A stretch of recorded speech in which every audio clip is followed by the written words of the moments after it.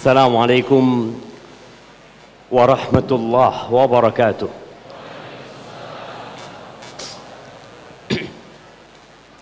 Bismillahirrahmanirrahim.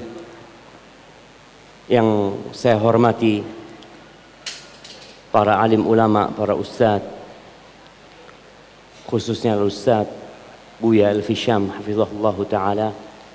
Yang saya hormati jajaran direksi Semen Padang, komisaris dan karyawan Semen Padang, dan semua yang hadir di tempat ini, saya ucapkan sekali lagi Assalamualaikum warahmatullahi wabarakatuh.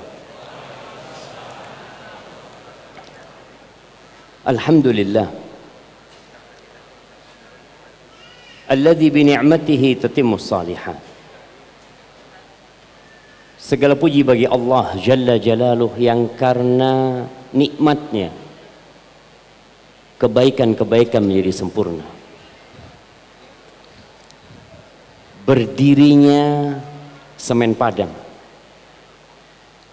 yang mungkin bukan karena kehendak warga Indonesia pada saat itu, karena memang Indonesia belum lahir pada saat itu. Itu adalah kehendak Allah Azza wa Jalla, yang tentunya ada hikmah dan banyak manfaat yang akan diterima oleh warga Indonesia setelah merdeka. Maka yang pantas dipuji dan dipuja hanya Allah semata. Kita pun hadir di tempat ini. Kalau dikatakan umur Semen Padang ini sudah 1114, kayaknya udah mati semua yang bangun Semen Padang. Sepertinya mereka nggak tahu kalau ada Masjid Jabal Rahmah di tempat ini.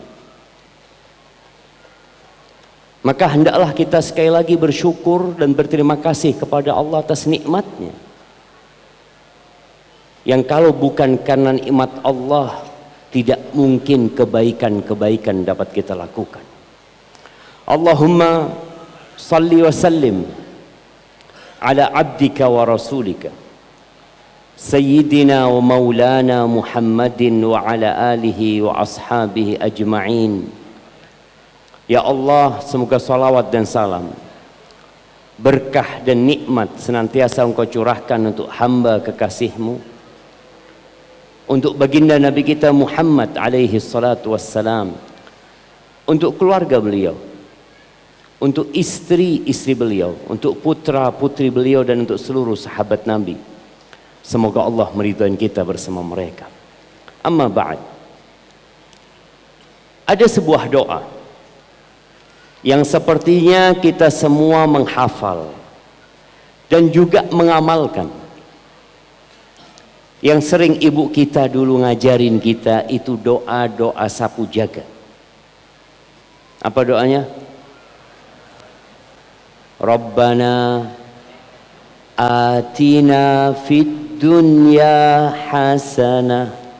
Ya Allah, wahai Rabb kami, wahai yang menciptakan kami, wahai yang ngurusin kami, wahai yang menguasai alam semesta ini, atina, berikan kepada kami, fid dunya hasanah, di dunia kebaikan.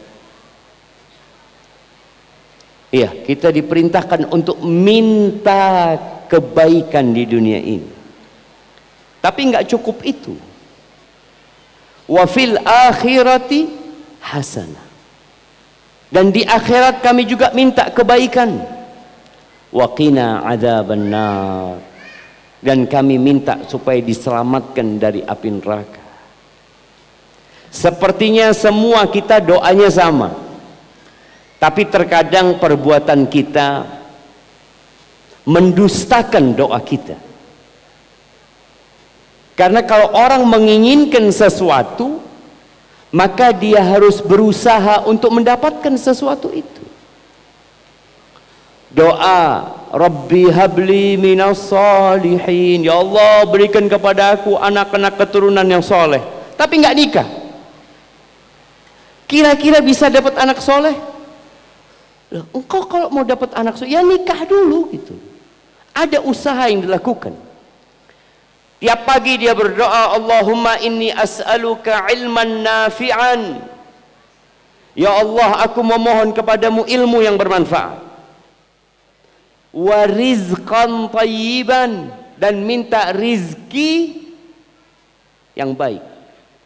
Ilmu yang bermanfaat, rizki yang baik. Wa amalan mutaqabbala, dan minta amalan yang diterima. Terus dia main game. Gimana antum? Antum minta ilmu, antum minta rizki, antum minta amalan, tapi antum tidak melakukan apa yang dapat menghasilkan itu. Maka ahibati fillah, kita perlu bersama-sama merenungkan tentang kehidupan dunia ini. Bencana-bencana yang terjadi, yang terkadang menimpa kita secara pribadi atau menimpa negeri. Kalau bencana menimpa sebuah negeri, itu nggak pandang bulu, bayi pun terkena musibah tersebut. Ketika terjadi banjir bandang, ketika terjadi gempa bumi, apakah bayi terhindar dari bencana itu? Tidak. Orang-orang yang tidak berbuat dosa pun terkena bencana tersebut.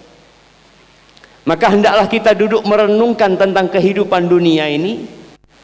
Karena kalau kita lihat tema kita, bagaimana kita beramal itu buat akhirat. Dunia bonus. Ahibati fillah, dunia ini bukan tempat tinggal. Buktinya yang bangun semen Padang mati. Belanda yang pernah menduduki pergi dan tidak pernah kembali. Dunia ini tidak punya masa depan. Buktinya, orang paling kaya di dunia meninggalkan kekayaannya.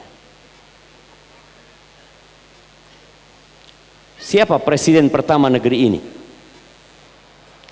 Siapa? Soekarno. Kemana beliau? Selesai. Supaya kita tahu nggak ada masa depan di muka bumi ini. Antum akan pergi dan itu pasti. Diganti oleh Soeharto, presiden kedua Republik Indonesia. Beliau menjabat berapa tahun? 32 tahun. Kemana beliau? Pergi. Pergi selama-lama. Rumah, Ana masih ingat ketika SD itu Cendana itu tempatnya Pak Harto dan keluarga. Selesai semuanya. Ahibati fillah, kita pernah mendengar dunia ini panggung sandiwara. Fulan orang kaya, bentar lagi miskin. Engkau lihat orang paling kaya bentar lagi miskin, bahkan dia masuk kuburannya tanpa membawa apapun. Selesai. Fulan pejabat bentar lagi diganti. Fulan presiden bentar lagi turun. Fulan gubernur, berapa lama engkau mau jadi gubernur? Fulan menjadi anggota DPR, fulan menjadi bupati, ya sebagian menjadi direksi, sebagian menjadi komisaris. Bentar lagi semua akan pergi. Ya, pensiun. Siapa yang sudah pensiun? Kenapa masa depan semua pekerja itu pensiun? Enggak. Ada yang enggak pensiun? Langsung mati. Dia belum pernah merasakan gaji pensiun. Kenapa? Hadhihi dunya jamaah. Ad-dunya mal'unah. Nabi alaihi salatu wasallam mengatakan dunia ini terlaknat.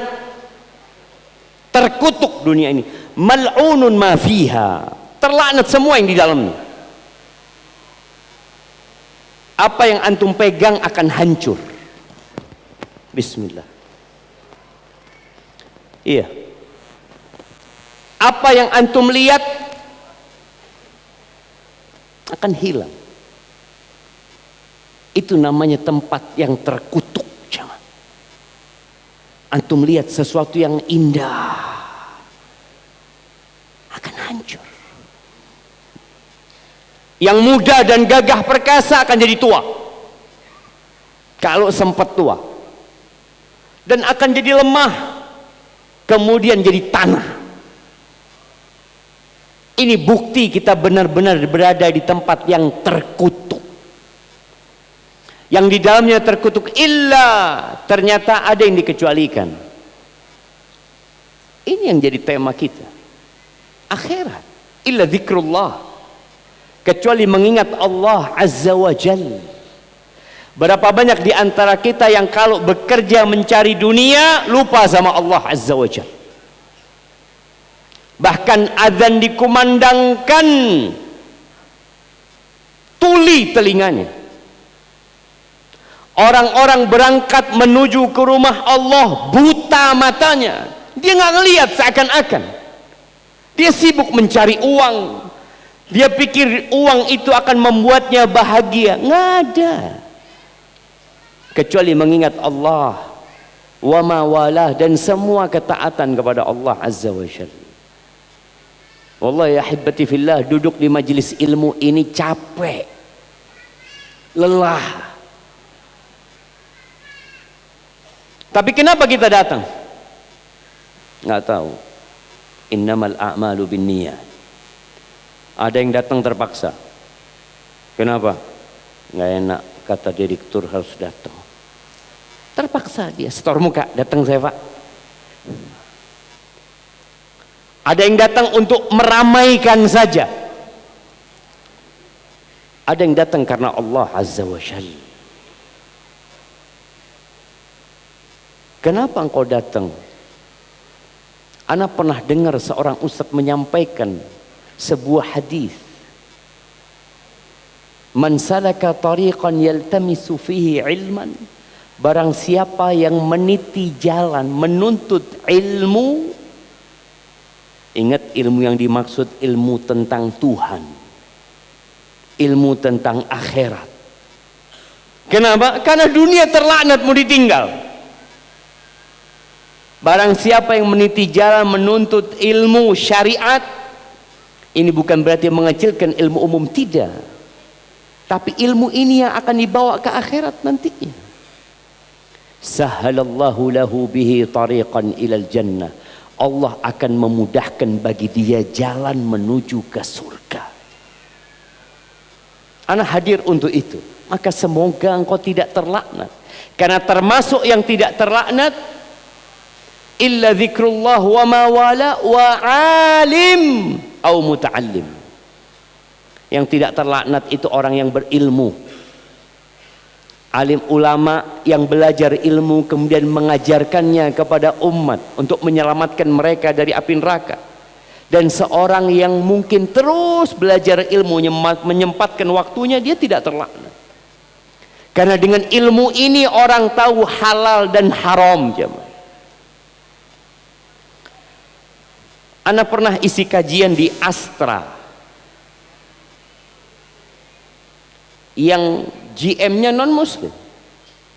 Ana sampai heran, kenapa kok pengajian ini ada terus? Kata dia, iya, pengajian ini sejak tahun 96 atau 97 kata dia. Dan disokong sama manajemen Ustaz, dikasih duit ini itu. Ana tanya, kenapa alasannya? Ternyata umat Islam itu kalau ngaji tidak nyolong. Jadi tingkat pencurian di Astra itu turun sejak pegawai-pegawainya faham agama. Dia jadi mencari akhirat gitu loh. Masa aku bawa haram ke rumahku buat anak dan istriku? Jadi takut sama Allah Azza wa Jalla. Dan itulah manfaat ilmu, jemaah. Maka Allah katakan, innama yakhsyallaha min ibadihil ulama. Yang takut kepada Allah di antara hamba-hambanya siapa? Ulama. Orang yang tahu tentang Allah jadi takut sama Allah. Nggak perlu CCTV yang mengawasi dia. Nggak perlu fingerprint dia untuk hadir. Karena dia yakin Allah mengawasi dia bukan hanya di tempat kerja, di atas ranjangnya tatkala dia sendirian, tatkala pintu rumah dia tutup rapat-rapat, ketika tidak ada satupun yang memandang dan mengawasinya, dia ingat dengan firman Allah, innallaha kana alaikum raqiba. Allah itu selalu dalam pengawasan kalian, selalu mengawasi kalian. Ahibati fillah. Tapi terkadang kita lupa tentang hakikat kehidupan dunia ini. Kita ingin hidup di dunia tanpa luka dan duka, sehingga kita sibuk bekerja untuk memfasilitasi diri kita dan keluarga kita untuk hidup tanpa sakit dan makin banyak jemaah. Dan jumlah penyakit semakin beragam dan banyak. Kenapa? Karena kita di dunia. Ya, kehidupan di dunia ini orang ingin gak bosan. Engkau pasti bosan, jenuh, capek, lelah. Allah mengatakan inna ja'alna ma 'alal ardi zinatan laha. Kata Allah, sesungguhnya kami menjadikan semua yang ada di muka bumi ini perhiasan untuk bumi ini. Perhiasan itu umurnya nggak panjang. Kita lihat gunung yang dikeruk sejak tahun 1910 sampai hari ini belum habis. Allah jadikan itu perhiasan kehidupan dunia. Kita lihat Freeport, ada emas di sana yang dikeruk gunung sampai jadi lobang. Ya, itu perhiasan. Dan kita ngelihat rumah-rumah, bangunan-bangunan, itu perhiasan untuk kehidupan dunia. Kata Allah, linabluwahum ayyuhum ahsanu amala. Untuk menguji siapa di antara mereka yang paling baik kerjanya, yang paling bagus amalnya, bukan yang paling kaya, bukan yang paling gagah, bukan yang paling tinggi jabatannya, bukan yang paling banyak followernya, bukan. Tapi siapa yang paling baik amalannya dan semua bisa. Lalu Allah kasih keputusan yang menjelaskan dunia ini nggak punya masa depan. Wa inna laja'iluna ma 'alaiha sa'idan juruza. Kata Allah, dan sesungguhnya kami benar-benar akan menjadikan semua yang ada di atas muka bumi ini. Kita tahu sumber ini Masya Allah, curah hujannya banyak, buminya bagus, apapun yang ditanam insya Allah tumbuh. Kata Allah, kami akan menjadikan semua yang ada di muka bumi ini jadi tanah yang tandus, tidak ada kehidupan lagi. Dengan satu tiupan sangkakala selesai dunia ini. Maka ahibati fillah, kita sering mementingkan kehidupan dunia. Bahkan Allah mengatakan bal, nih surat yang biasa dibaca oleh imam sholat Jumat, juga dibaca ketika sholat Idul Fitri, Idul Adha, surat Al-A'la. Di akhir surat itu Allah menyebutkan sebuah potongan ayat yang ada dalam suhufnya, dalam kitabnya yang Allah turunkan kepada Nabi Ibrahim dan Nabi Musa. Di situ sudah disebutkan ribuan tahun yang lalu. Di sahifahnya Nabi Ibrahim tertulis bal tu'thirunal hayatad dunya wal akhiratu khairu wa abqa. Inna hadza la fi suhufil ula, suhufi Ibrahim wa Musa. Kalian lebih mementingkan kehidupan dunia, Kita melihat bagaimana manusia keluar ke tempat kerja jam 7, jam 6. Bandingkan dengan mereka yang keluar dari rumahnya ke rumah Allah. Antum lihat. Bandingkan sekarang bagaimana semangat orang ke rumah Allah dan semangat orang datang ke Semen Padang. Coba semua yang merasa bekerja, ketika azan subuh dikumandangkan, kemana engkau? Masjid jauh Ustaz. Berapa jauh? Ya 500 lah, 500 meter dari rumahnya. Terus Semen Padang 3 kilo. Yang 500 meter nggak nyampe ke tempat kerja sampai. Sebagian tempat kerjanya 20 kilo, tiap hari naik motor dia jamaah. Dipanggil sama Allah, hayya 'alas shalah. Hayya 'alas shalah. Enggak dengar. Maka Allah katakan kalian benar-benar lebih mementingkan kehidupan dunia, wal akhiratu khairu wa abqa. Akhirat itu lebih baik dan lebih kekal. Jamaah rahimakumullah, di dalam hadis yang diriwayatkan Imam Ahmad, pernah ada seorang sahabat yang bernama Dhahhak bin Sufyan Al-Kilabi radhiyallahu anhu. Nabi berjumpa dengan sahabat ini. Ini pentingnya dakwah personal. Ana berharap semua yang hadir di tempat ini pulang, apa yang dia dengar dia sampaikan ke satu orang saja. Satu orang. Engkau cari kawanmu yang paling kau cintai atau keluargamu, engkau duduk, kau katakan aku baru dengar kajian. Aku ingin engkau mendengarkan. Mungkin kawanmu nggak bisa hadir, engkau bisa hadir. Dan Rasulullah sallallahu alaihi wasallam mengatakan balighu anni walau ayat. Sampaikan dari aku walaupun satu ayat. Masa sepanjang hidupmu engkau nggak bisa menyampaikan satu ayat? Nabi SAW mengatakan kepada Dhahhak, ya Dhahhak, nih dua orang ngobrol.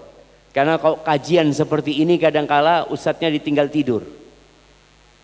Apalagi kalau habis zuhur, habis makan siang ya, sambil selonjoran, bismillah, bismikallahumma amutu wa ahya. Nanti tahu-tahu udah selesai, alhamdulillah sudah selesai kajian. Tapi kalau engkau ngomong personal, dipanggil tuh orang, ya Dhahhak. Nabi memanggil sahabat ini sallallahu alaihi wasallam, ya Dhahhak, ma ta'amuka.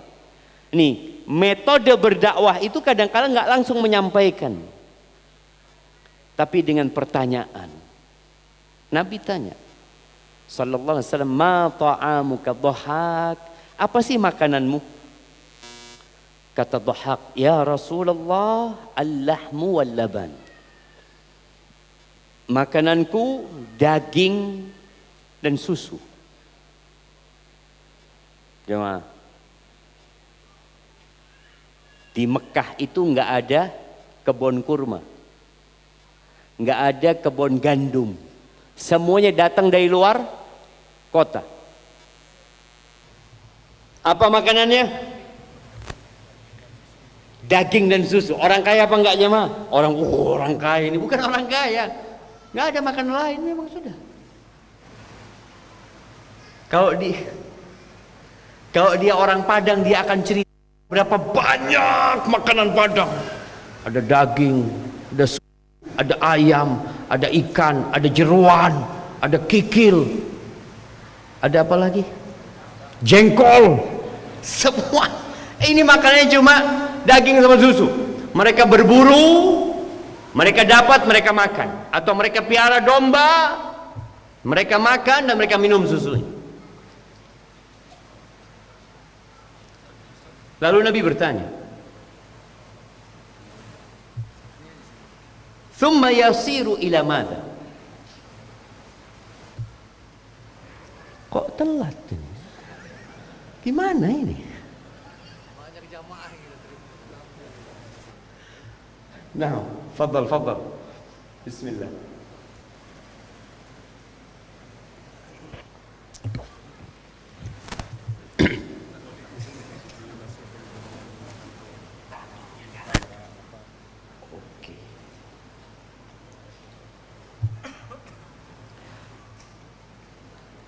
Terus kata Nabi SAW, jadi apa yang kau makan?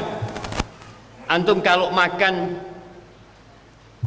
makanan yang enak ya, yang sekarang orang itu berusaha untuk menyuguhkan makanan dengan cara yang sangat mengesankan.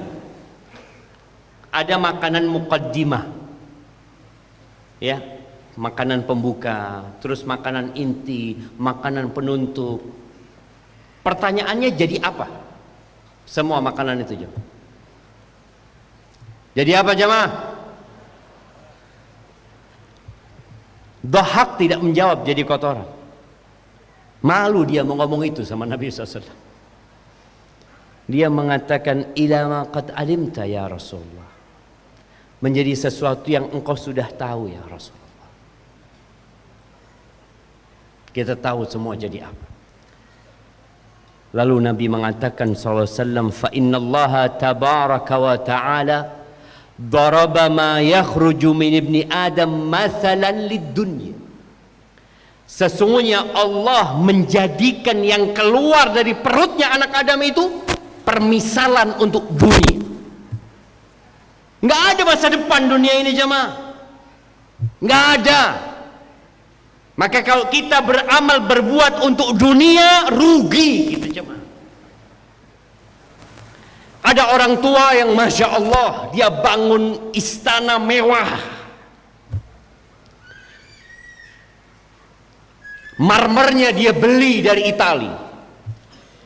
Orang kalau bangun istana mewah ini bertahun-tahun, semuanya unik yang ada di rumahnya.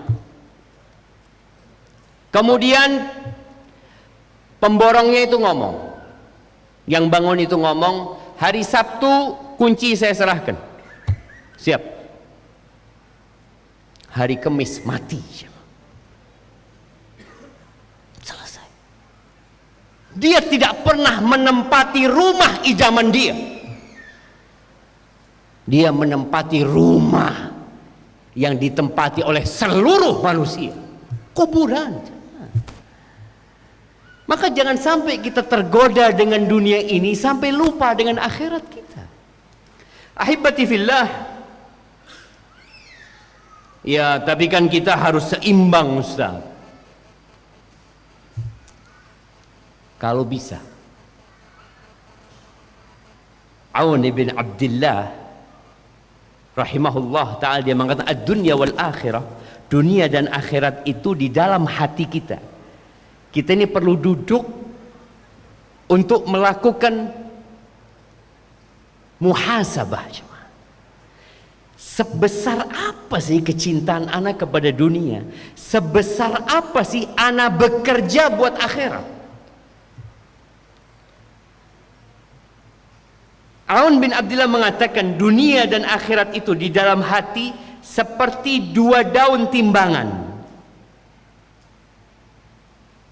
Kalau lebih berat akhirat, dunianya akan ketinggalan. Kalau lebih berat dunia, ya akhiratnya ketinggalan. Terus kita milih mana? Kebanyakan kita memilih dunia.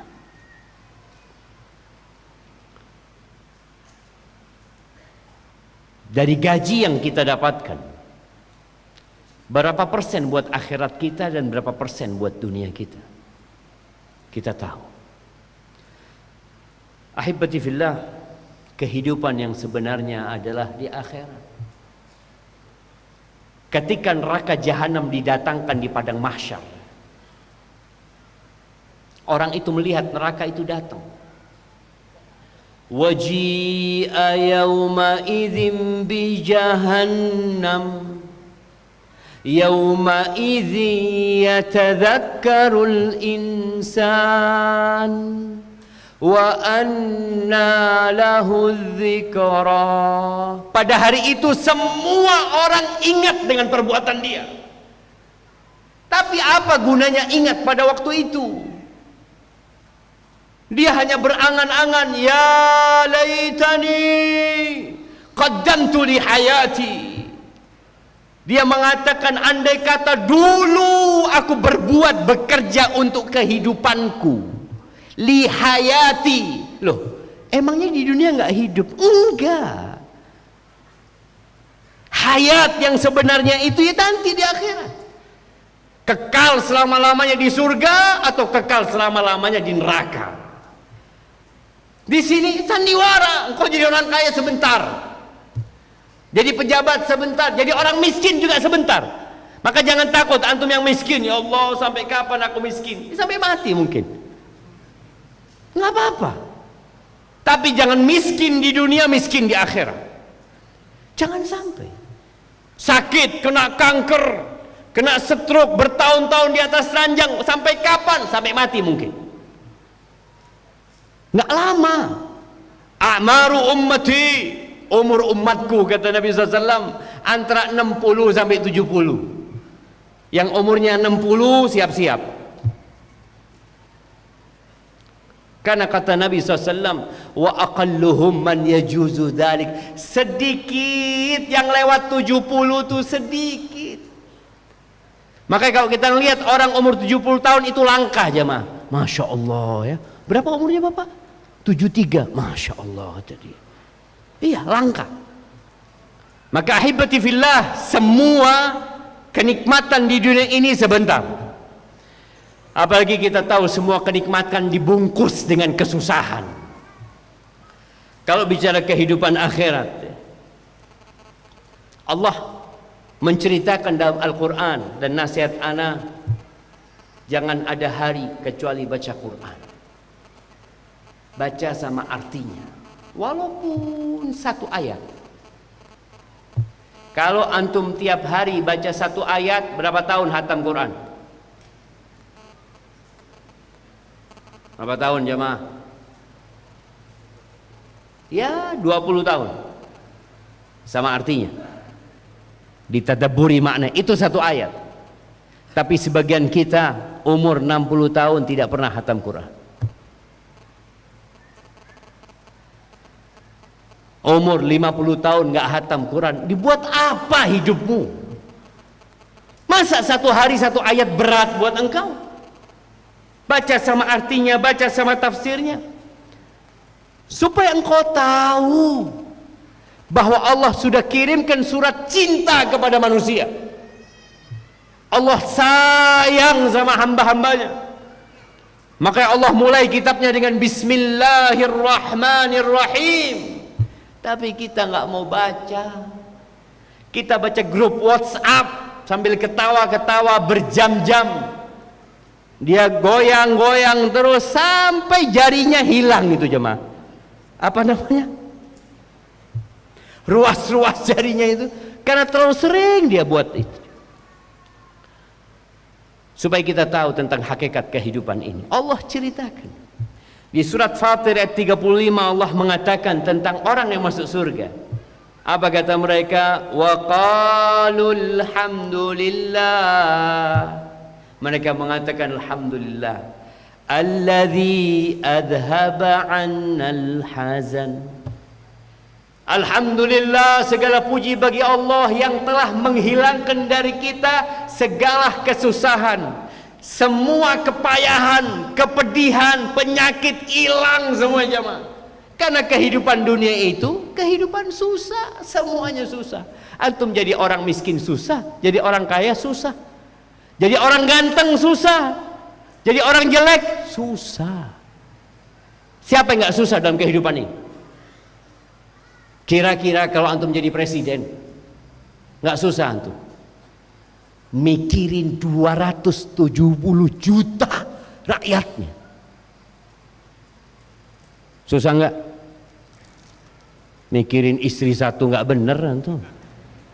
Mau mikirin. Nah, susah. Nggak ada nggak susah jemaah. Seenak apapun hidup orang itu hazan. Laqad khalaqnal insana fi kabad. Kami benar-benar telah menciptakan manusia dalam kepayahan. Jadi jomblo susah? Mana yang jomblo? Susah nggak jadi jomblo? Susah, susah. Akhirnya yang jomblo nikah. Setelah nikah susah, tetap susah ternyata. Ngadepin mertua susah, ngadepin ipar susah, ngadepin istri susah Ustaz. Taib, nggak punya anak susah. Kepingin punya anak, ya Allah, pingin punya anak. Dikasih anak susah nggak? Susah ternyata Ustaz, punya anak Ustaz. Nah, nggak ada cerita yang nggak susah. Maka ketika masuk surga baru selesai semua kepenatan. Makanya tatkala seorang bertanya kepada Imam Ahmad, "Ya Imam, mataraha?" Wahai Imam, kapan kita istirahat? Ini orang mau istirahat, capek. Antum nanti pulang dari sini, baru sampai rumah, adzan asar. Aduh, sholat asar lagi. Baru sampai rumah, istri ngomong, "Bang, gasnya habis." Astagfirullahaladzim. Baru masuk rumah harus beli gas antum. Udah gas sampai rumah, "Bang, minyak juga habis bang." Kok nggak dari tadi ngomongnya tadi? Lupa. Antum udah masak, udah makan, enak, nggak susah? Susah, sakit perut. Mau ke toilet, toiletnya antri sama anak-anak. Kullu ta'ab. Makanya kata Imam Ahmad, istirahat itu fi awwali qadamin tada'uha fil jannah. Awal engkau meletakkan kakimu di surga, baru istirahat. Maka penghuni surga mengatakan, "Alhamdulillah yang telah menghilangkan kesusahan dari kami. Inna rabbana laghafurun syakur." Sesungguhnya Rabb kami itu maha pengampun dan maha bersyukur. Artinya amalan kami sedikit, dosa kami banyak, sama Allah dimasukkan surga. Nggak ada yang masuk surga sama amalannya, nggak ada. Antum jangan berpikir, "Oh kalau gitu anak akan beramal terus supaya masuk surga." La yadkhulu ahadukumul jannah bi'amali. Nggak ada yang masuk surga dengan amalan. Amalan itu hanya sebab. Sampai para sahabat bertanya kepada Nabi SAW, "Hatta anta ya Rasulullah, engkau juga nggak akan masuk surga dengan amalanmu?" Hatta ana, aku pun nggak akan masuk surga dengan amalanku. Illa an yataghammadani Allahu birahmatih, kecuali Allah membungkusku dengan rahmatnya, baru masuk surga. Supaya nggak ada yang ujub dengan amalannya dan tidak ada yang putus asa dengan dosanya. Allah itu Ghafur, Allah itu maha pengampun dan maha bersyukur Allah. Antum tahu cerita seorang pelacur yang memberi minum seekor anjing. Pelacur ngasih minum seekor anjing, Allah ampuni dosanya, Allah masukkan ke surga. Kok bisa ya? Itu Allah Ghafurun Syakur, alladzi ahallana daral muqamah. Allah yang memperkenankan bagi kami untuk tinggal di negeri tempat tinggal. Dunia bukan tempat tinggal. Antum rumahnya sebagus apapun tadi, enggak lama antum di situ. Nanti akhirat tempat tinggal yang sebenarnya. Min fadlih, itu karunia dari Allah. La yamassuna fiha nasab, nggak ada capek-capek lagi. Di dunia antum harus bekerja capek, jamaah. Wala yamassuna fiha lughub, nggak ada payah, nggak ada letih. Sekarang kita harus letih. Ali bin Abi Thalib mengatakan, "Al-yawm amal."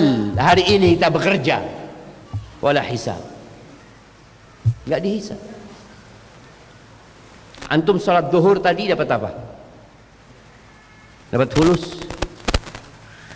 Selesai salat zuhur, assalamualaikum, assalamualaikum, alhamdulillah 100.000 insyaallah. Ada? Nggak ada. Nanti salat asar dapat apa? Nggak dapat apa-apa Ustaz. Kalau kerja di Semen Padang baru dapat fulus. Tapi kalau cuma salat di masjid Semen Padang dapat fulus? Nggak ada.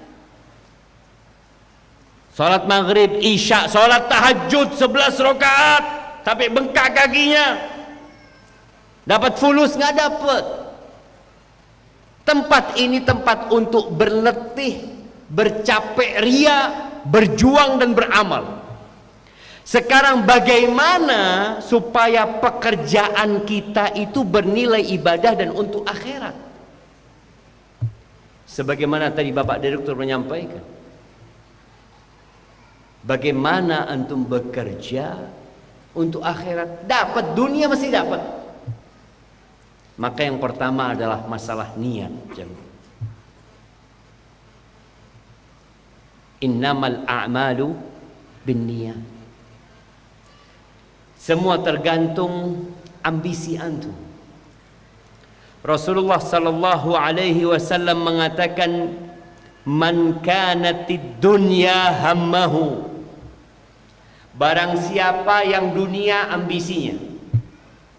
Kalau bicara ambisi, tidur mikirin dunia, bangun mikirin dunia, bekerja di dunia untuk dunia. Kenapa antum bekerja? Yang cari fulus, mau beli motor, mau beli mobil, mau ganti HP, mau nikah. Barang siapa yang ambisinya adalah dunia, maka orang ini tidak akan pernah kaya, walaupun bergelimang harta. Kalau sudah ambisinya dunia, ja'alallahu faqrahu baina ainai, Allah jadikan kefakiran di antara kedua matanya, seperti orang yang pakai kacamata kefakiran.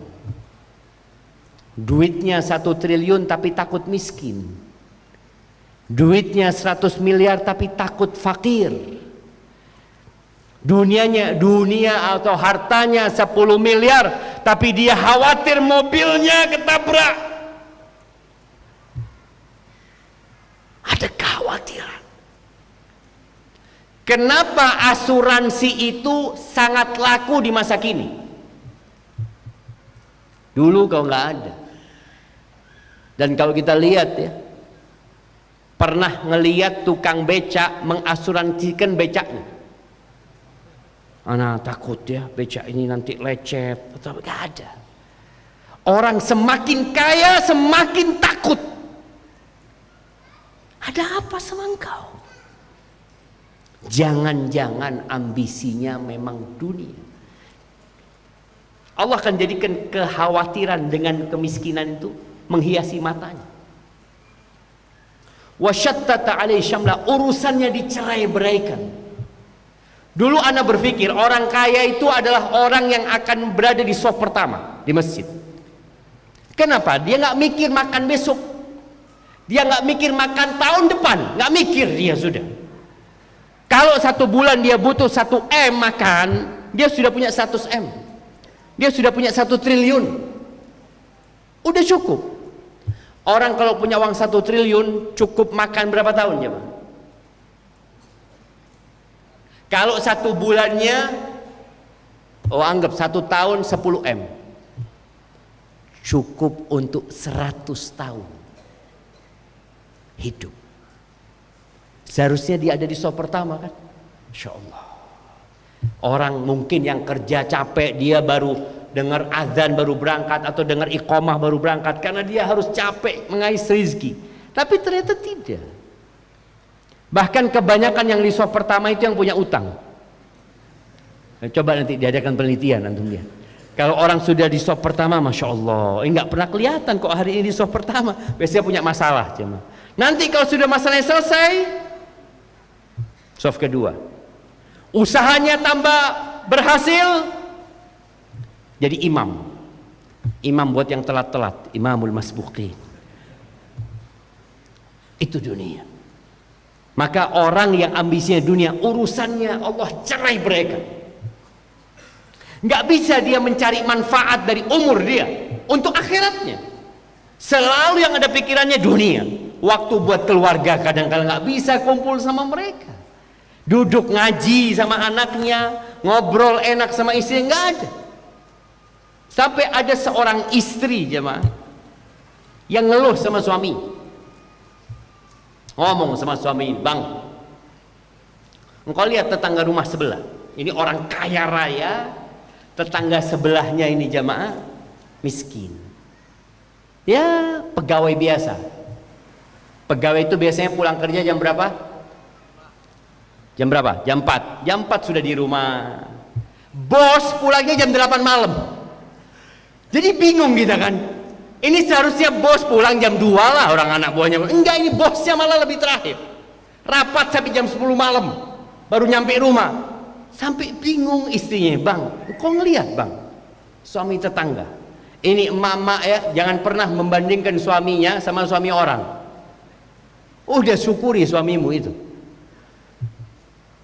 Kata suami, yang mana tetangga kita? Yang sebelah itu bang. Oh, dia bisa duduk sama keluarganya, ini tuh nggak pernah ribut macam-macam. Oh, siap. Besoknya bos besar ini panggil tetangganya, dikasih job sama bosnya, nggak pulang-pulang ke rumahnya. Kata bosnya, gimana kondisi suami tetangga? Nggak tahu, sekarang jarang pulang bang. Oh iya, itulah kehidupan ini memang seperti itu, kata dia. Padahal niru, ini bos yang kasih job dapat dia. Karena dia tidak ingin suaminya tetangga ngerusak rumah tangganya. Nah, itu dunia. Yang ambisinya dunia, ruwet urusan dia. Walam ya'tihi minad dunya illa ma qaddara lahu. Dan dunia tidak akan datang kepada dia kecuali yang sesuai dengan takaran, jemaah. Rizki antum itu yang antum makan, yang antum pakai, yang antum sedekahkan. Kalau yang ada di berangkas besi, yang ada di rekening, belum tentu rizki antum. Belum tentu. Kita kan kadang-kala maksa untuk nambah yang di rekening, jemaah. Tambah angkanya, tambah angkanya. Rizki antum itu yang antum makan, yang antum pakai sampai usang dan antum sedekahkan. Adapun sisanya antum tinggalkan buat umat manusia. Tapi yang bekerja buat akhirat. Wa man kanatil akhiratu hammahu.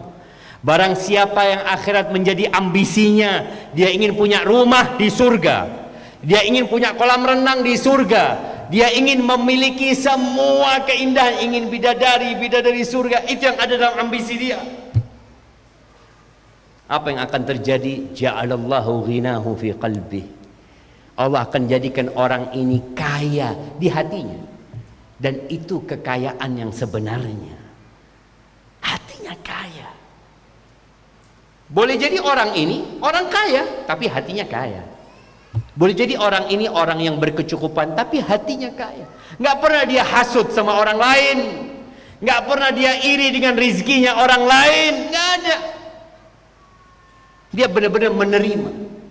Dan qanaah ini mahal, yang disebut kanzun la yafna, harta terpendam yang nggak ada habisnya, itu qanaah, nerima. Seorang istri yang suaminya pulang bawa duit 20.000, mungkin dia kerjanya sebagai ya ojek online. Dia pulang mengatakan kepada istrinya, "Dek, minta maaf dek, hari ini cuma dapat 20.000. Apa kata sang istri? Alhamdulillah bang, masih banyak orang yang lebih susah daripada kita bang. Jazakallah khair bang ya, udah capek-capek abang ini. Qanaah, kaya nih orang. Ana punya kakak kelas dulu di Medina. Dia cerita, ibu Ana itu ya agak matre, kata dia. Dia berusaha sang anak ini untuk memperbaiki ibunya. Selalu berpikir kemewahan ini dan itu. Suatu hari ibunya diajak sama anaknya ini ke rumah tukang becak. Sohibnya dia. Ini tukang becak, habis maghrib selesai dia becak, kemudian dia tidur, anak-anaknya mijetin kakinya ya, dia rebahan, sang istri jahit atau gimana. Ngomong anaknya ini, "Mi, lihat Mi," kata ini, "bahagianya mereka Mi," ya, kata dia. Iya ya, padahal nggak punya apa-apa mereka gitu. Kok bisa mereka mendapatkan ketenangan, kedamaian padahal nggak punya apa-apa? Karena ambisinya akhirat. Allah yang jadikan hatinya kaya. Nggak pernah iri sama orang. Dia naik motor biasa, ngelihat di sebelahnya moge, dia juga nggak iri. Dia mengatakan, "Alhamdulillah ya Allah, Engkau kasih aku ini." Ada orang yang nggak punya motor, ada orang yang nggak punya kaki sejak lahir, ya Allah, Engkau kasih aku kaki, ya Allah. Ini kekayaan. Kemudian Allah akan berikan nikmat buat dia, wa jama'a alaihi syamlah, urusannya disederhanakan, nggak jadi beban buat dia. Ada harta yang jadi azab buat pemiliknya. Ini enggak. Dia mau mengeluarkan harta, mau bersedekah, mau berbagi, dia lakukan itu semua tanpa berat di hatinya. Kemudian yang ketiga, wa atathu dunya wa hiya raghimah. Ini bonusnya. Dunia akan datang kepada dia. Datang diantarkan sama Allah.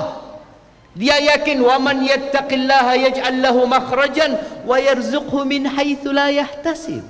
Allah akan kasih rezeki dari arah yang tidak disangka-sangka. Kita kadangkala jamaah, ketika bicara rezeki ini, selalu sebagian kita berpikir rezeki itu gaji. Gaji itu rezeki lah. Ada banyak pintu rezeki. Boleh jadi antum sekarang pulang sehat, itu rezeki. Berapa banyak orang yang pulang kecelakaan, tabrakan. Antum lupa dikasih rezeki sehat sama Allah Subhanahu wa taala.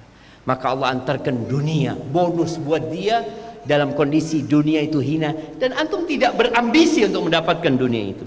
Ahibati fillah, kalau bicara yang pertama adalah niat, maka yang kedua, agar amalan dan kerjaan antum itu bernilai ibadah, ya kerjakan yang halal.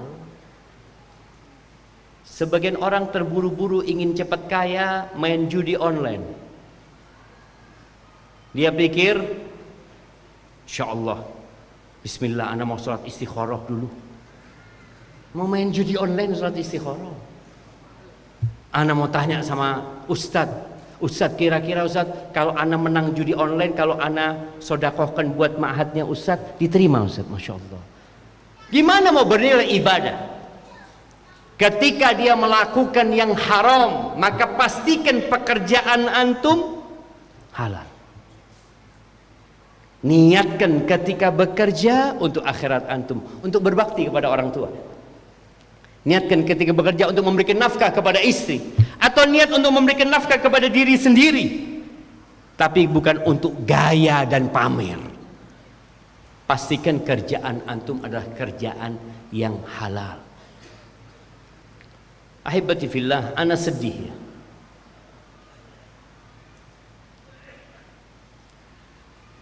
Ada pekerjaan yang kita semua insya Allah tahu haram, tapi masih kita lakukan. Riba. Riba ini salah satu dosa terbesar yang orang kalau tidak mau berhenti dari riba. Allah mengatakan, ya ayyuhalladzina amanu taqullah wa dharu ma baqiya minar riba. Kata Allah, wahai orang-orang yang beriman, bertakwalah kepada Allah, tinggalkan sisa-sisa riba itu, tinggalin.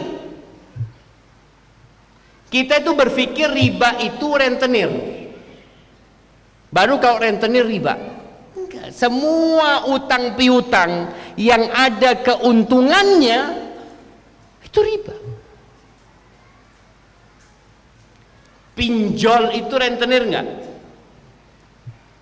Nah, jamaah, enggak Ustaz, memberikan kemudahan buat orang Ustaz. Ini ta'awun, saling tolong menolong. Kalau orang saling tolong menolong, dia tidak akan mencari keuntungan. Makanya ketika Allah mengharamkan riba, apa kata penduduk Mekah? Innamal bai'u mithlur riba. Kenapa kok diharamkan riba? Jual beli itu sama dengan riba. Apa bedanya? Aku punya uang 1 juta, aku belikan barang ini, aku jual 1.100.000, dapat untung 100. Riba sama, aku punya uang 1 juta, aku pinjamkan ke fulan, fulan mengembalikan 1.100.000. Apa bedanya sama jual beli? Innamal bai'u mithlur riba. Logika dipakai sama mereka. Apa kata Allah? Wa ahallallahu al-bai' wa harrama riba. Allah halalkan jual beli, Allah haramkan riba. Keputusan Allah. Selesai. Kenapa? Karena asas jual beli itu mencari keuntungan, dan asas meminjam mengutangi orang itu mencari pahala dan berbuat baik kepada orang. Ketika yang asasnya membantu engkau cari keuntungan, Allah haramkan. Orang ini nggak mau resiko, jemaah.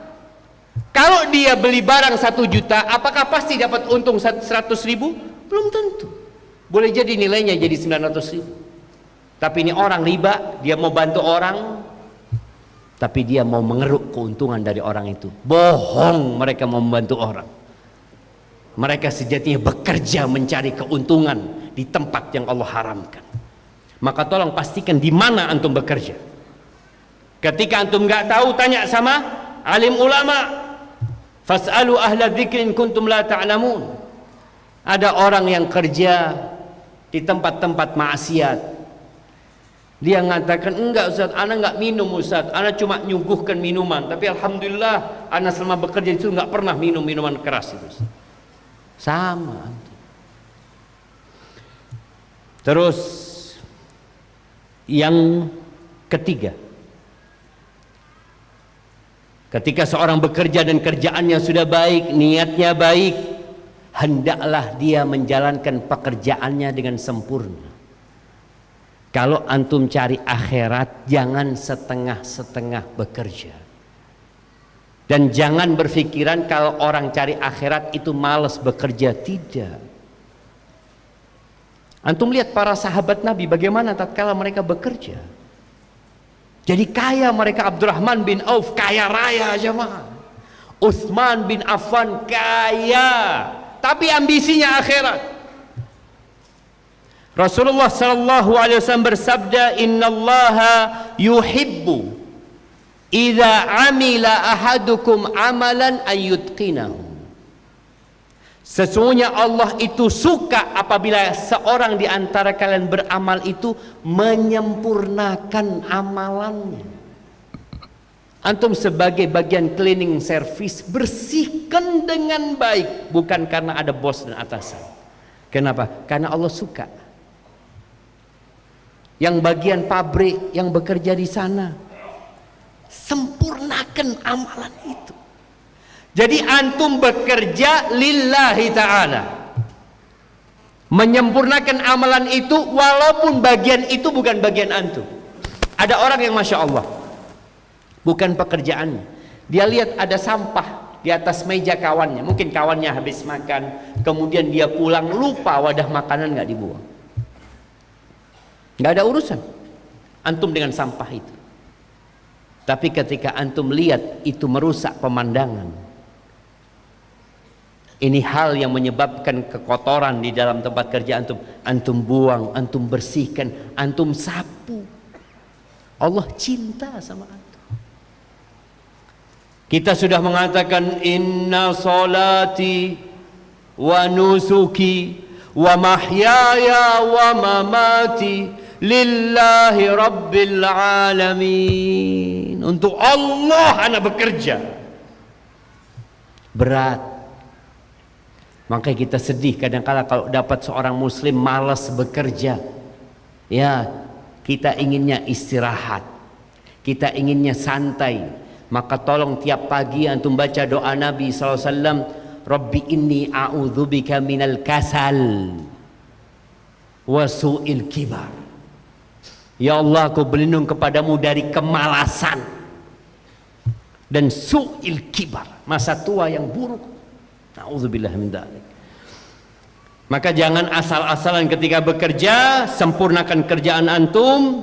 Kemudian yang keempat, jangan menzalimin orang lain. Jangan karena ingin menyempurnakan pekerjaan antum, antum sampai menzalimin orang lain. Dan jangan berkhianat, jangan menipu. Rasulullah SAW mengatakan, man ghasya falaysa minna. Barang siapa yang menipu bukan dari golongan kami. Apalagi sampai mencuri di tempat kerjanya. Suatu hari ana naik mobil, berhenti di depan toko roti. Istri ana kayaknya beli roti waktu itu. Jam itu jam pekerja pulang. Pulanglah perempuan-perempuan yang kerja yang di pabrik roti itu. Ketika mereka sampai luar itu, subhanallah, ada yang mengeluarkan roti dari dalam bajunya, dari sininya. Anak ngelihat karena mobil kan pakai kaca gelap gitu. Anak, naudzubillah, kata dia. Jadi hampir semuanya itu mengeluarkan roti dari dalam tubuhnya. Padahal muslim. Iya Ustaz, tapi kan bosnya kafir Ustaz. Haram tetap orangnya. Duitnya orang kafir itu haram. Nggak boleh.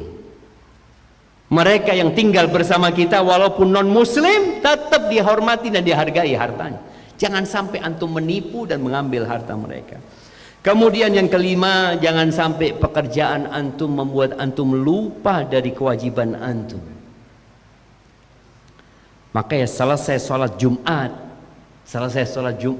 kata Allah, fa idza qudiyatis shalah, kalau selesai sholat fantashiru fil ardi wabtaghu min fadlillah.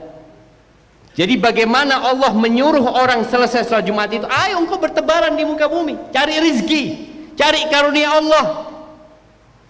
Langit itu tidak menurunkan hujan emas dan perak, enggak, antum harus kerja gitu. Ini selesai sholat Jumat, fantashiru fil ardi wabtaghu min fadlillah wadhkurullaha katsiran la'allakum tuflihun. Dan banyak mengingat Allah kalian agar kalian sukses. Maka usahakan jangan sampai pekerjaan kita membuat kita lupa dari mengingat Allah. Rapat yang dilakukan, tolong kalau sudah masuk waktu sholat break. Dan alhamdulillah beberapa orang yang punya toko itu masya Allah, ketika ada dikumandangkan dia tutup tokonya, dia kasih banner di depan tokonya, sedang menghadap Tuhan. Biasanya ditulis apa? Sedang sholat. Enggak, dia tulis sedang menghadap Tuhan, mengingatkan orang ini, ayo engkau menghadap, dipanggil Allah Azza wa Jalla. Allah yang kasih rezeki sama dirimu. Aibati fillah. Kemudian yang keenam, hendaklah yakin bahwa yang memberikan rezeki adalah Allah Azza wa Jalla. Jangan bergantung ke tempat kerjamu. Istri jangan bergantung kepada suami, anak jangan bergantung kepada orang tua yang bekerja di perusahaan, yang jadi PNS, jadi apapun engkau, jangan bergantung dengan tempat kerjamu. Boleh jadi ketika engkau bergantung, engkau di PHK. Boleh jadi ketika engkau bergantung dengan tempat kerjamu, Allah bakar tempat kerjamu, Allah kirimkan bencana. Karena la ilaha illallah, tiada yang berhak disembah kecuali Allah. Allah yang maha memberikan rizki, yakin. Kemudian yang terakhir, kalau dapat rizki, infakkan. Gunakan rizki yang diberikan dalam ketaatan kepada Allah Azza wa Jalla. Jangan ketika dapat rezeki engkau berfikir untuk beli mobil. Orang kaya itu kalau mampu wajib berangkat haji. Dapat rezeki apalagi warisan, pikir aku punya kewajiban apa ketika aku mampu. Laksanakan kewajiban-kewajibanmu dengan harta yang Allah berikan kepadamu. Itu mungkin dapat Anda sampaikan pada kesempatan kali ini. Aqulu qauli hadza وأستغفر الله لي ولكم ولسائر المؤمنين والمؤمنات فاستغفروه إنه هو الغفور الرحيم.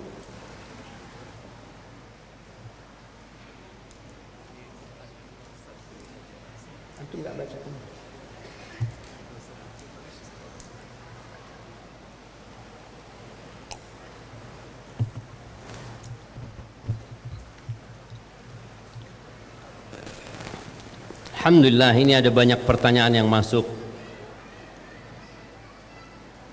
Pertanyaan pertama, Ustaz, bagaimana sikap kita jika masuk waktu sholat dan sudah adzan, atasan masih lanjut aja rapat?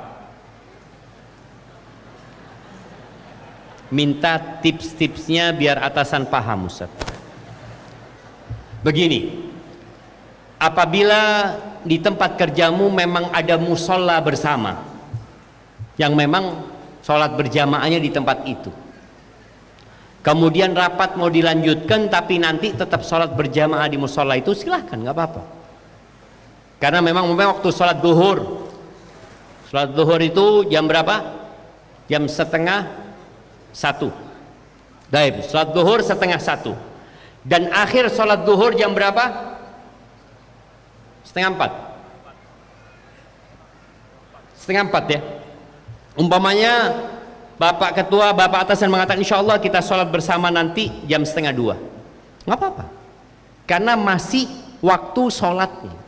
Itu kalau memang ada musola yang memang digunakan untuk sholat berjamaah di tempat kerja itu.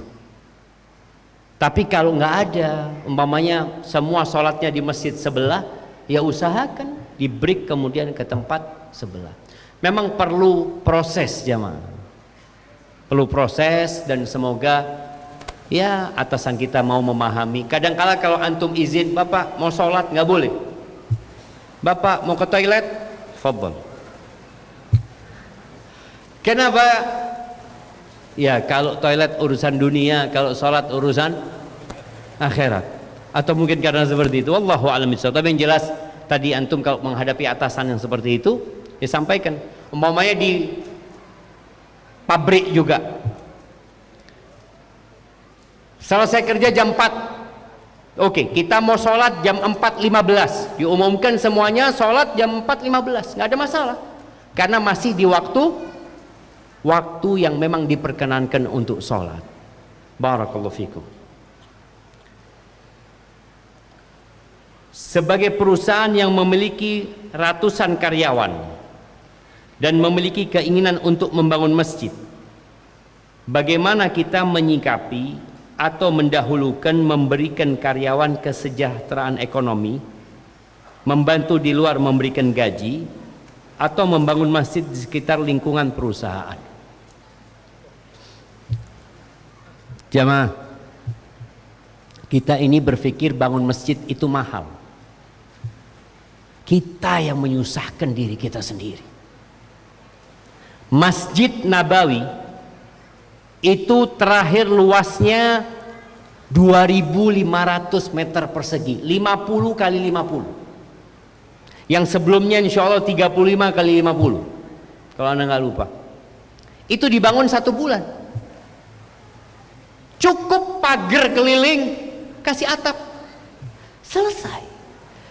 Tapi kalau kita berpikir masjid seperti ini, tiangnya seperti ini berapa tahun bangun masjid Jabal Rahmah?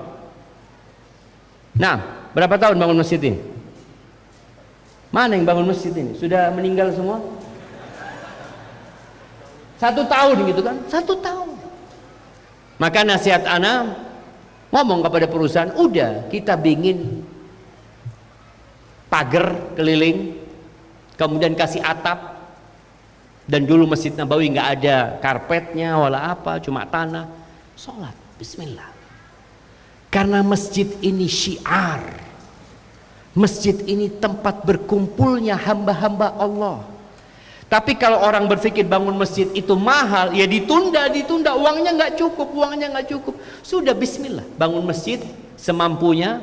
Kalau nggak semuanya dikasih atap nggak apa-apa, karena uang untuk atap hanya bisa di soft pertama, soft kedua, kasih atap. Seperti Masjid Nabawi. Masjid Nabawi itu atapnya cuma di bagian depan. Dari 2.500 meter persegi itu atapnya cuma di depan dan di belakang untuk tidurnya para sahabat yang nggak punya rumah. Jadi mungkin sampaikan bagaimana bangun masjid yang sederhana sekali, yang tidak membutuhkan uang banyak. Ubinnya bisa pakai tanah atau bisa pakai tegel biasa, nggak harus keramik. Seperti itu. Mulai kita harus melestarikan masjid yang luas, tapi tidak memakan biaya yang banyak. Ustadz, bagaimana agar kehidupan kita di dunia, terutama keadaan hati kita dengan segala ujian kehidupan yang kita hadapi, namun kita masih dapat merasakan surga sebelum surga, yakni ketenangan seperti di surat An-Nahl ayat 97, agar keadaan hati kita tidak blunder walau diterpa ujian dan fitnah dunia. Ahibati fillah, Allah mengatakan, man amila salihan min dzakarin aw untha wa huwa mu'min. Barang siapa yang beramal soleh, baik laki-laki atau wanita, wa huwa mu'min. Ini pentingnya, dia dalam kondisi beriman. Beriman dengan apa? Dengan rukun iman yang 6. Beriman kepada Allah, beriman kepada malaikat-malaikat Allah, kepada kitab-kitab Allah, kepada rasul-rasul Allah, kepada hari akhir, dan beriman kepada takdir yang baik dan buruk. Falanuhyiyannahu hayatan thayyibah. Maka kami akan memberikan penghidupan yang baik kepada dia. Hanya saja banyak di antara kita ini mengaku beriman tapi masih belum yakin. Ketika antum dapat ujian, yakin nggak ujian itu menghapuskan dosa, mengangkat derajat? Kita harus yakin bahwa sebelum kita lahir, takdir Allah sudah dicatat. Sehingga seharusnya seorang hamba yang yakin itu, apapun yang terjadi, ketika dia mendapatkan nikmat, dia bersyukur. Dia mendapatkan musibah, dia bersabar. Dia mengatakan inna lillahi wa inna ilaihi raji'un. Tapi kadang-kala kita enggak seperti itu. Rasulullah sallallahu alaihi wasallam mengatakan ajaban li amril mu'min. Sungguh menakjubkan urusan orang yang beriman. Kapan terakhir antum mengkaji rukun iman yang ke-6? Yang 6, bukan yang ke-6, yang 6. Kapan antum membaca kembali pembahasan tentang apa sih makna al-iman billah? Apa sih makna al-iman bil malaikah? Apa makna al-iman bil kutub, bil rusul? Oh dulu waktu SMA Anda pernah belajar. Makanya kadang-kala anak-anak kuliah sekarang kalau ditanya, sebutkan rukun iman, bingung. Apa ya? Apa ya? Maka tolong kita tanya, apa sih rukun iman, dan pelajari lagi. Orang yang beriman ini urusannya sungguh menakjubkan. Kata Nabi alaihi salatu wassalam, in asabathu sarra syakar. Kalau Allah kasih kenikmatan, Allah berikan sesuatu yang menyenangkan, orang ini bersyukur. Dia tidak sombong, dia tidak congkak, dia tidak pamer, dan hartanya juga tidak digunakan dalam kemaksiatan. Dia bersyukur kepada Allah. Fakana khairan lahu. Maka nikmat itu jadi kebaikan buat dia. Karena ada istilah OKB, orang kaya baru. Orang yang kaya beneran itu nggak pamer biasanya, jemaah. Yang disebut crazy rich di Indonesia itu, apakah masuk 10 orang terkaya Indonesia? Enggak. Enggak. Jadi kadang-kala orang kalau dikasih nikmat banyak ini lupa. Maka orang beriman enggak. Ketika dia dapat nikmat, dia mengatakan hadza min fadli rabbi. Ini karunia dari Tuhanku. Dia tidak berkata seperti Qarun yang mengatakan innama utituhu ala ilmin indi. Aku bisa seperti ini karena ilmu yang diberikan kepadaku. Enggak. Dia mengatakan hadza min fadli, ini karunia dari Allah. Baik, dia bersyukur. Meyakini dengan hatinya kalau itu karunia Allah. Lisannya memuji dan memuja Allah, raganya menggunakan itu dalam ketaatan kepada Allah. Wa in asabathu dharra, kalau dia ditimpa sesuatu yang tidak menyenangkan, sabar, dia sabar. Nahan diri, pahit sabar itu jamaah, tapi itu baik buat dia. Walaysa dzalika illa lil mu'min. Itu tidak dimiliki kecuali oleh orang yang beriman. Maka tolong antum kaji kembali rukun iman yang 6 itu, insya Allah antum akan mendapatkan ketenangan dalam kehidupan ini.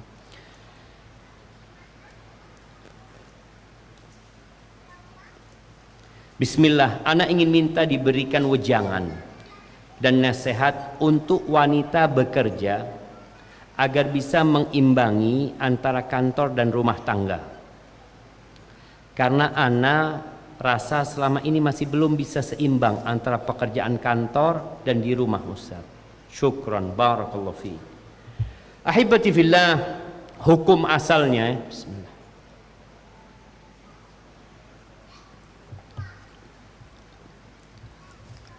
Alhamdulillah, hukum asalnya perempuan itu tinggal di rumah. Tapi dia boleh keluar ketika ada keperluan. Kenapa? Karena ada tugas besar seorang wanita yang tidak bisa digantikan oleh laki-laki. Apa tugasnya? Yang pertama, melayani suami. Itu tugas berat. Yang kedua, mempersiapkan generasi masa depan. Apakah bisa digantikan yang hamil laki-laki? Nggak bisa. Yang melahir nggak bisa. Jadi tugas wanita ini berat. Maka Anda sampaikan kepada para laki-laki, jangan engkau mempekerjakan istrimu. Engkau yang seharusnya bekerja demi membiayai istrimu. Islam ini agama yang memuliakan wanita, jemaah. Lihat seperti ini dia. Dia mengatakan, gimana saat harus kerja di kantor, nanti pulang ke rumah ngurusin suami, ngurusin anak-anak. Akhirnya ada yang ditelantarkan, ada yang diabaikan. Apalagi ketika dia hamil. Ketika dia datang bulan saja, labil mental dia. Kemudian ketika dia melahirkan, ketika dia menyusui, masih harus bekerja cari duit, plus melayani suami, plus ngurusin anak-anak. Apa bukan kezoliman kepada wanita? Maka Allah katakan, ar-rijalu qawwamuna 'alan nisa. Lelaki itu pemimpin buat wanita. Bima faddalallahu ba'dahum 'ala ba'd. Allah kasih kemuliaan kepada lelaki. Engkau bisa memimpin, lebih bisa menahan emosinya, lebih bisa mengarahkan. Lelaki nggak datang bulan, lelaki nggak hamil, lelaki nggak melahirkan. Wa bima anfaqu min amwalihim. Dan lelaki jadi pemimpin karena memberikan nafkah kepada istrinya. Maka laki-laki yang tidak memberikan nafkah kepada istrinya, pincang kepemimpinan dia. Kemudian juga kalau perempuan harus bekerja, pastikan pekerjaannya halal. Pastikan kondisinya tidak penuh dengan fitnah. Sekarang di negeri kita, bukan di negeri kita, di dunia jemaah, perselingkuhan di tempat kerja itu, na'udzubillah, salah satu penelitian mengatakan 70%. Laki sama perempuan kumpul satu ruangan, ketawa, ketiwi, ini itu macam-macam. Oh enggak Ustaz, hati anak bersih. Oh hatimu bersih, hatinya Ustadz yang kotor. Kita disuruh menundukkan pandangan. Boleh bicara sama teman kerja seperlunya. Ini istrinya orang ini. Istrinya orang, kau muliakan dia. Maka kalau harus bekerja, pastikan tempat kerjamu aman, pekerjaanmu halal, dan engkau tidak menelantarkan kewajibanmu. Kalau ada yang ditelantarkan kewajibannya dan harus ada yang dikalahkan, maka tinggalkan pekerjaanmu, fokus dengan kewajibanmu sebagai istri, kewajibanmu sebagai ibu rumah tangga. Kalau suamimu mengatakan, loh engkau nggak apa-apa cari kerja, iya bang, tapi tugas mencari nafkah tugasmu. Aku tugas melayanimu dan membesarkan anak-anak ini. Apakah ada di dunia ini pekerjaan yang lebih berat dari pekerjaan ibu rumah tangga? Ada salah satu orientalis mengatakan, kalau engkau ingin menghancurkan sebuah bangsa, sebuah peradaban, hancurkan 3 hal. Hancurkan rumah tangga, hancurkan pendidikan, hancurkan keteladanan, hancurkan rumah tangga dengan menghilangkan peran ibu. Bikin wanita itu malu. Kalau ditanya kerja apa? Ibu rumah tangga. Oh, nggak kerja. Saya kerja 24 jam, Mbak. Kali 7 hari. Ada ibu rumah tangga cuti. Ngomong sama suaminya, Bang Afan, Bang, anak pekan depan cuti, Bang ya. Siapa yang ngurusin anak-anak? Nggak ada. Tapi itu direndahkan sekarang. Maka tolong kembalikan peran ibu rumah tangga. Ketika engkau harus bekerja, jangan melantarkan kewajibanmu.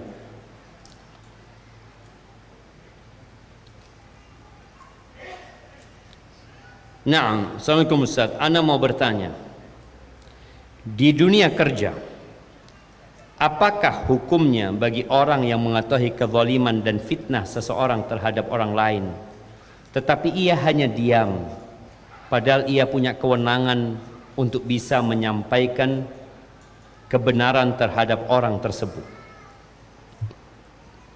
Jamaah, orang yang melihat kemungkaran dan dia diam, itu syaitanun akhras. Orang itu adalah setan bisu.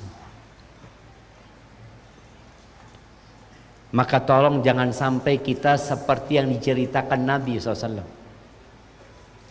tentang satu kelompok manusia yang ingin berlayar, kemudian mereka membuat undian, yang satu akhirnya berada di atas kapal, yang satu berada di bawah. Yang bagian bawah ini kalau ambil air selalu melewatin yang di atas, mengganggu mereka. Lalu yang di bawah berpikir, udahlah kita kan dapat bagian bawah, nggak usah naik-naik ke atas kita gangguin mereka. Ahsan kita lobangin aja nih perahu ini supaya ngambil airnya cepat. Kira-kira kalau dibiarkan, apa yang terjadi? Karam itu kapal. Maka bagi orang yang melihat kemungkaran, hendaklah merubah kemungkaran semampunya. Kalau dia seorang atasan, dia tentu punya kekuatan. Kalau dia nggak punya kekuatan, maka dengan lisannya. Kalau nggak mampu dengan lisannya, maka dengan hatinya. Tetap kita harus mengingkari kemungkaran tersebut. Dan didoakan orang yang melakukan kemungkaran agar mendapatkan hidayah.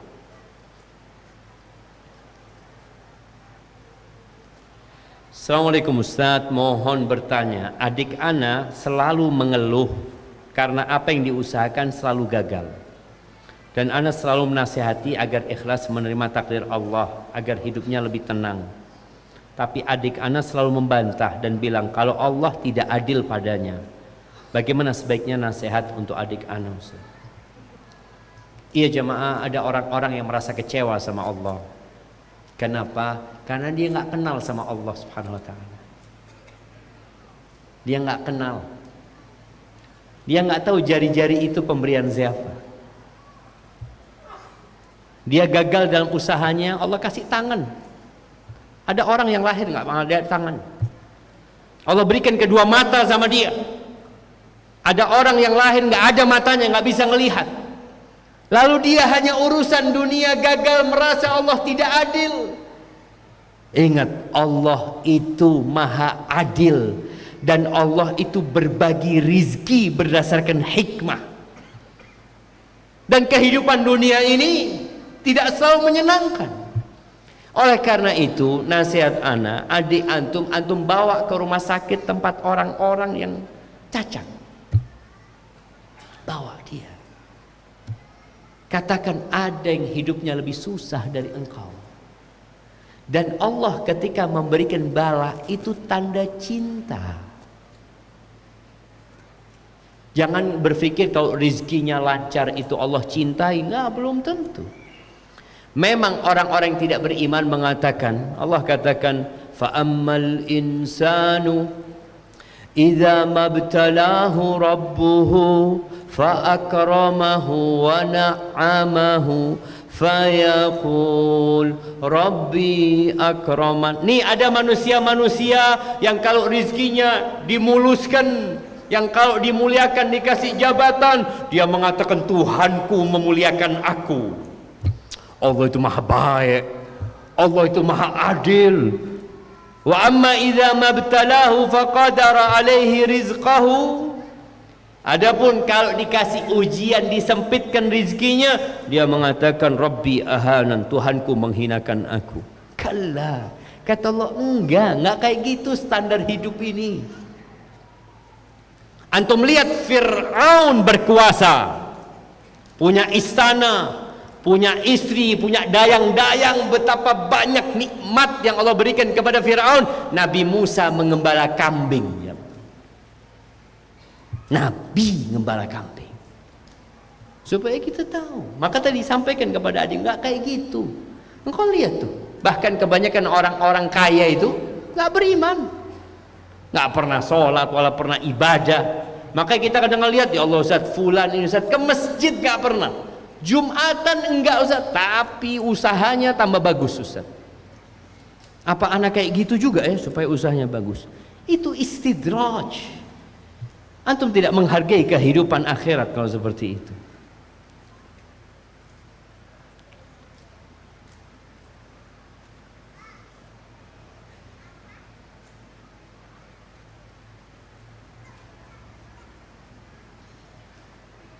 Bagaimana jika kita bekerja di sebuah perusahaan, yakni waktu bekerja mulai jam 7 sampai jam 6 sore Ustaz. Terkadang kita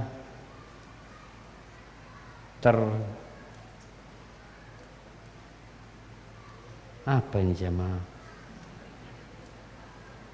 Atau kehilangan kajian. Jamaah, ingat al-mu'minun ala syurutihim atau al-muslimun ala syurutihim. Orang-orang Islam itu apabila terikat dengan persyaratan, mereka harus sempurnakan persyaratan itu. Ketika antum bekerja dari jam segitu sampai jam segitu dan antum tekan kontrak, antum terima, antum jalankan. Oh, ada kajian Ustadz ini, ana mau hadir, izin.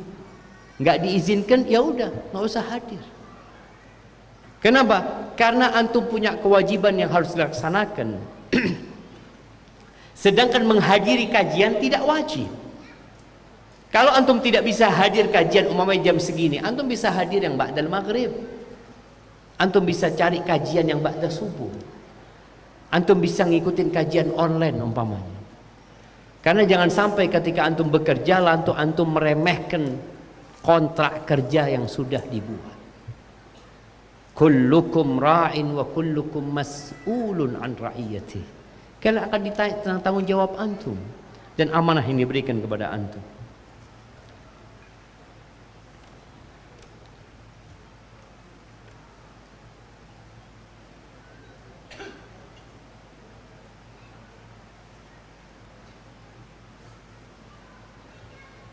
Assalamualaikum Ustaz. Ana mau bertanya. Akhir-akhir ini ana kepikiran pengen bekerja lagi sebagai perawat. Tapi ana juga takut. Karena pekerjaan perawat itu menangani pasien laki-laki dan perempuan. Bagaimana hukumnya kalau ana merawat pasien laki-laki, apalagi misalnya tiap pagi cek tensi sama masukin obat injeksi.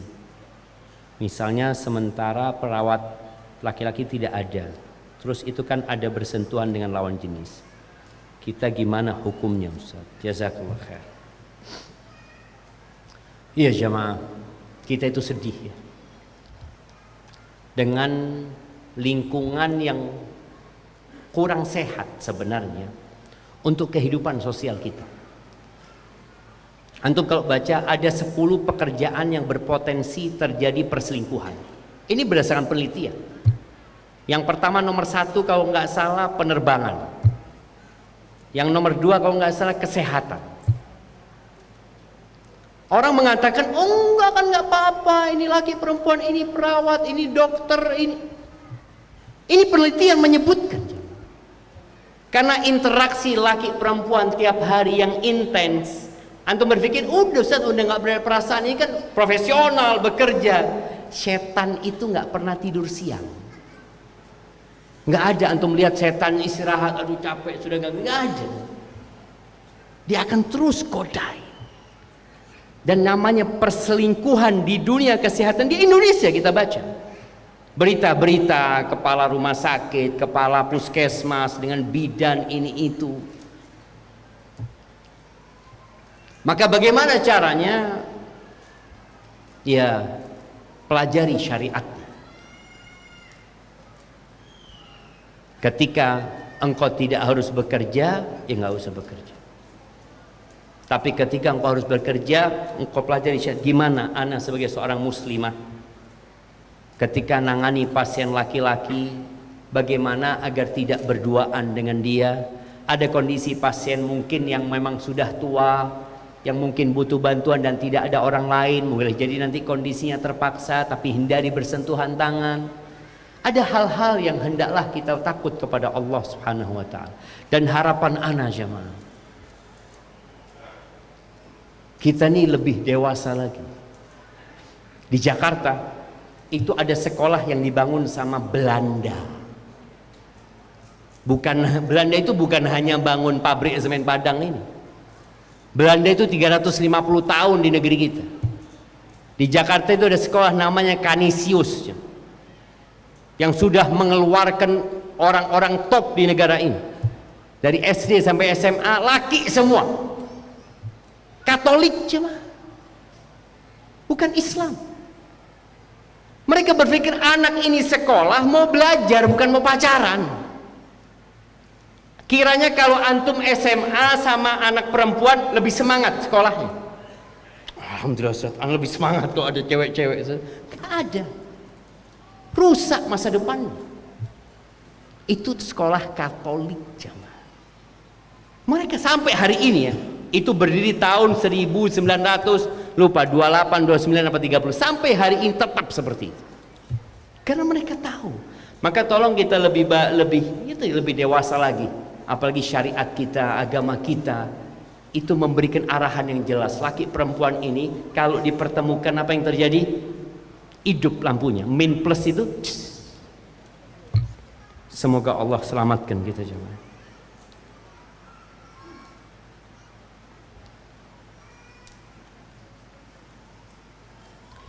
Assalamualaikum Ustaz. Almarhum Abi Ana dulu sebelum hijrah beliau memakai uang riba. Dari sana usaha beliau berkembang dan dapat beli tanah dan lain-lain. Bagaimana solusinya yang sudah beliau dapat? Apakah harus dijual? Alhamdulillah Abi Ana udah bertobat dari sana. Lah kalau sudah bertobat selesai. Man taba taballah alaihi. Maka orang yang dulu melakukan riba kemudian dia tobat dan dia berhenti melakukan riba, sudah. Sisa ribanya jangan dilakukan. Berhenti dia. Adapun yang sudah dia milikin, berdoa kepada Allah semoga Allah mengampuni dosanya dan membersihkan hartanya.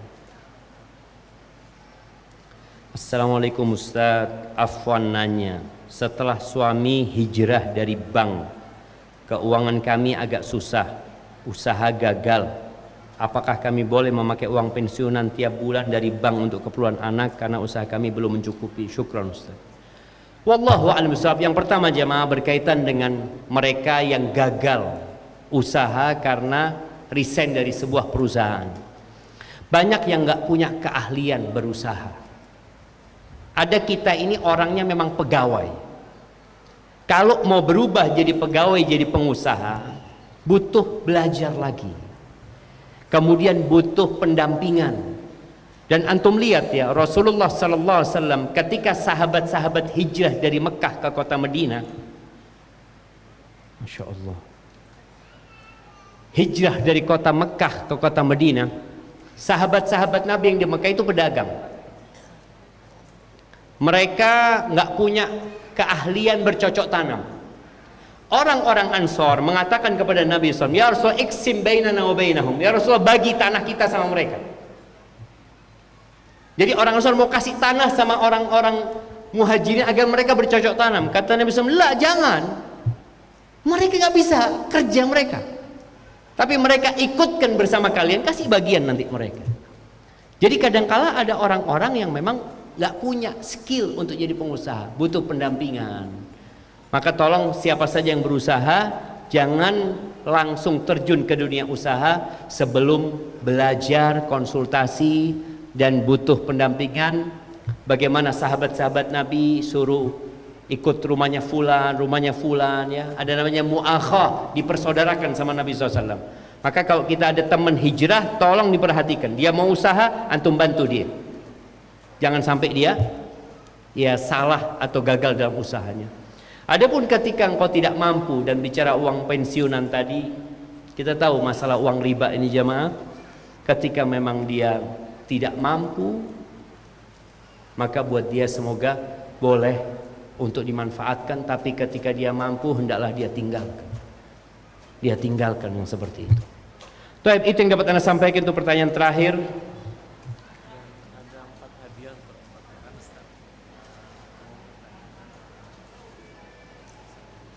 Nah, Taib, ini ada hadiah di sini jamaah yang akan diberikan kepada jamaah paling tua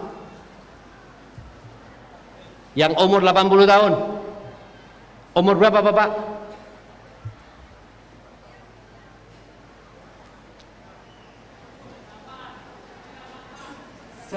Sembilan 98. Masya Allah jamaah. Tadi mau tanya apa Bapak?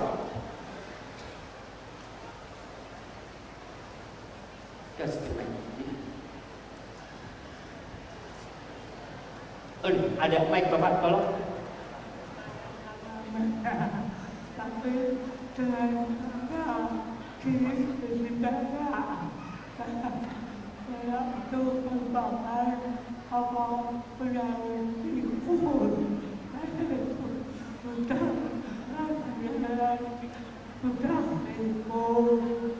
jadi bagaimana saya itu lupa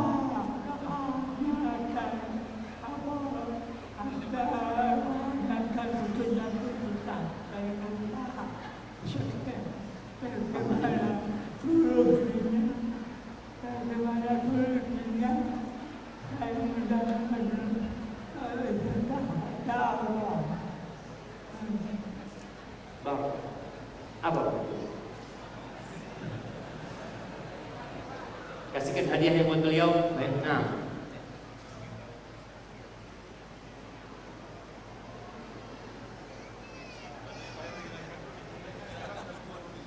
Oke. Nah. Subhanallah jamaah. Allah mengatakan wa man nu'ammirhu nunakkishu fil khalq. Jadi termasuk penyakit yang nggak bisa diobatin itu penyakit tua. Tapi bagaimana supaya orang tidak pikun? Itu berdoa. Bapak tiap pagi dan sore baca doa, Allahumma Rabbi a'udzubika minal kasali wa su'il kibar. Terus baca. Kemudian banyak berzikir sama Allah. Semoga dengan itu lebih ingat lagi sama Allah Subhanahu wa taala.